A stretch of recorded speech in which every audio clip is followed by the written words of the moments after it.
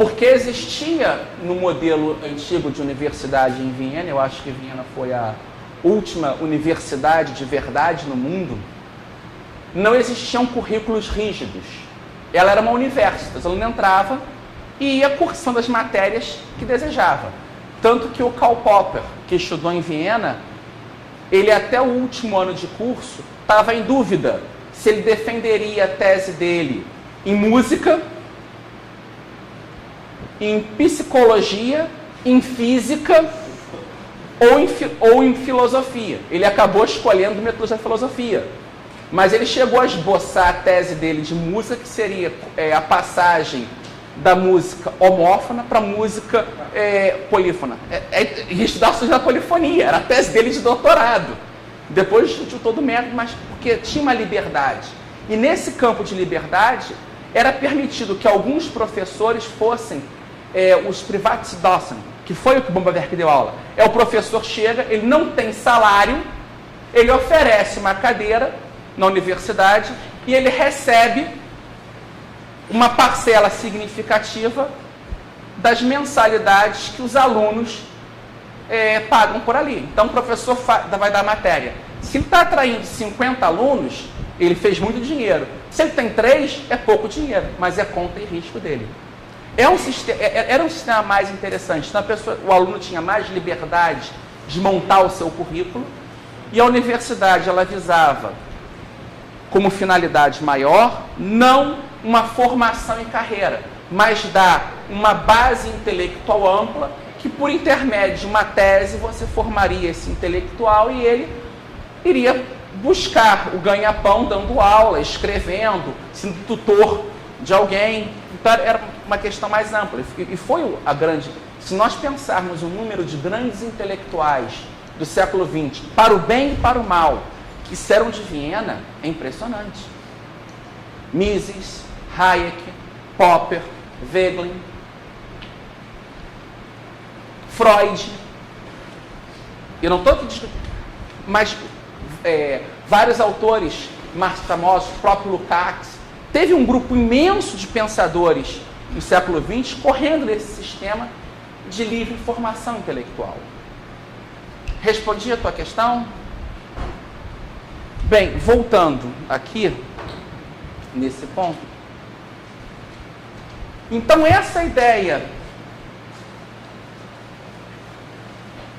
de que o homem é capaz de determinar a complexidade da realidade meramente pelas ideias, ela parte muito do Hegel. A própria ideia do estudo da história do pensamento, seja econômico, político, filosófico, está preso a esse esquema hegeliano.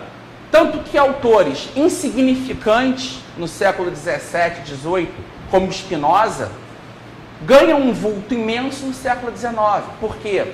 Porque Hegel vai buscar em Spinoza um antecessor para justificar o pensamento dele. E autores de suma importância no debate ético, como Mandeville, um Shaftesbury, um Butler, são relegados a segundo plano no século XIX. Há a tentativa de sobrepor o método ao objeto. E, de certa forma, o grande erro filosófico do marxismo e também do hegelianismo, tal como Wegelin demonstra, se funda no pensamento neoplatônico de Plotino. Só que tanto Hegel quanto Marx tendem a esconder as premissas da sua teoria. Mises deixa claro, eu estou usando aqui Menger, eu estou usando os utilitaristas, Bentham, eu estou utilizando Kant, eu estou utilizando a escola clássica, Adam Smith, Ricardo e muito Hume. As premissas da teoria da ação humana não são ocultas. As premissas epistemológicas, ontológicas do marxismo são ocultas. Como o próprio Keynes, na teoria geral, que a gente estava conversando ontem junto com o Bia, depois aqui, que não é uma teoria geral keynesiana, ele discute um pedaço pequeno da economia. Ele não cria uma teoria ampla para explicar toda a economia. Na história da economia, nós temos, antes do Ação Humana, concomitante em uma das suas obras, 4 livros que vão formar a cabeça do período. Na primeira metade do século XIX, a Bíblia, para quem quisesse estudar economia, era o tratado do Jean-Baptiste Say. Economia era ensinada por aquele livro, que sintetizava o pensamento de Adam Smith, alguns pontos do Ricardo, alguns pontos do Malthus, e apresentava novas ideias também. Tanto que o economista por excelência para um Bastiat era o Say. O Bastiat aplica ao senso comum e uma visão muito realista a teoria econômica que ele apreendeu da leitura do Say. Tanto que o Say foi traduzido para o italiano, para o espanhol, para o inglês. Se tornou um manual por excelência. Na segunda metade do século XIX, o grande discípulo econômico de Ricardo, John Stuart Mill, se torna um manual por excelência. A leitura da economia é feita tendo como base o John Stuart Mill. No começo do século XX, a revolução marginalista já é informada pelas obras do Marshall. Alfred Marshall se torna a Bíblia do ensinamento econômico. E o livro que eu creio que até hoje é o livro mais influente em termos de manual é o Paul Samuelson, que ele traz todo o ensinamento keynesiano para o ensino básico de economia. No mundo todo, as faculdades adotam nos seus currículos como moldura básica a forma que o Samuelson ensina. Até na divisão, que já vinha isso muito no Stuart Mill, macroeconomia, microeconomia, só que a discussão de juros, a forma como é encaminhada. A grande revolução austríaca é tentar fazer esse livro ser manual de economia. Porque, de certa forma, o que o Mises faz, e ele bota no título, um tratado de economia. Ele procura explicar todos os aspectos da economia, sistematizando e tomando como base uma visão da utilidade marginal, só que num subjetivismo, dando continuidade à linha de Menger, e não seguindo os caminhos que Jevons seguiu, que foi o que Marshall tenta fazer, e ele acaba influenciando Keynes. A visão, o keynesianismo, parte da desestruturação da visão keynesiana, passa por derrubar algumas bases em Marshall. Um dos grandes alicerces da teoria keynesiana é a visão de economia do Marshall, neoclássica. Do Marshall você tira 2 economistas, Larry Robbins e Keynes. Então você tem que, às vezes é importante nós entendermos esses fundamentos que são continuamente ocultos, porque se você expõe abertamente as suas premissas, você diz, atira aqui que é meu pé de palafita. Então, muitos autores fazem isso. Popper diz, o que diferencia o verdadeiro cientista do falso cientista é que o falso cientista esconde suas premissas. Então, você não consegue atacar a teoria.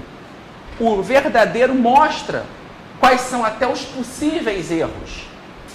De certa forma, o Mises deixa bem claro, olha, a ação humana é assim, existem esses limites, ele dá os limites da ação humana, e ele o tempo inteiro diz, ela tem um âmbito específico. Se eu passar desse ponto, eu não discuto mais praxeologia, eu já vou estar caindo em axiologia, já estou caindo em epistemologia, apesar da praxeologia precisar de fundamentos epistemológicos. Só que o tempo inteiro eles definem esse âmbito que é relacional. A economia não consegue se explicar por si só. A economia necessita dessas formas distintas de conhecimento. Ela necessita de ciência, ela necessita de senso comum, ela necessita de filosofia. porque ela não consegue avançar se ficar presa nela. Por que os economistas hoje, quase todos, não têm resposta para as crises? Porque eles estão, primeiro, seguindo teorias erradas. E eu lembro sempre do que o Donald Stewart gostava de dizer: na prática, o que importa é a teoria. Porque a boa teoria nos leva a uma boa prática. A má teoria nos leva ao que nós vivemos hoje em dia. Crises, inflações, hipertaxação, perda de liberdade individual, aumento de burocracia, desperdício, corrupção. Então, nós temos que usar a boa teoria para nos guiar. Então, essa relação da economia com as demais formas de conhecimento, outros tipos de conhecimento, outras disciplinas, é fundamental. E a acusação que algumas correntes seculares fazem, a escola austríaca é ideológica porque se utiliza muito de filosofia política. Ao contrário, a escola austríaca consegue se livrar da miopia daqueles que só enxergam a economia pelos olhos da economia, por buscar fundamentação em outras áreas do conhecimento. Eu acho que com isso eu posso fechar essa primeira parte relativa ao relacionamento da economia com o conhecimento. Alguém tem mais alguma dúvida? Porque, de certa forma, o que eu vou tratar mais adiante, os outros dois temas estão interligados. Então, acho que a gente até pode, diferente de ontem, já são o quê? 7h30. Já passamos 1 hora. Eu acho que a gente pode ir para algumas questões nesse campo.